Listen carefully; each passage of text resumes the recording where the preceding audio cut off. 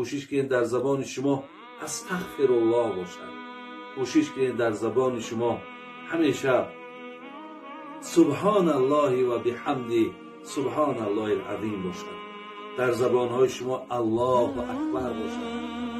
این کلمات ها را برادران عزیز زیاد کنید. حضرت مولوی میگفت به هر حرفی کند عادت زبانت، به روز مرگ آید در دهانت. برادران وقتی زبان هاتون به این کلمه های زیبا عادت میکنه، زمانی که تو سرت در بالیشت گذاشتی و زمان شود که باید که الله امانت چه بگیره، در همون زمانم زبان تو که آموخته بود همون حالت دم لا اله الا الله من سبحان الله و بحمده الله اکبر الحمدلله، اینها ای زبان خارج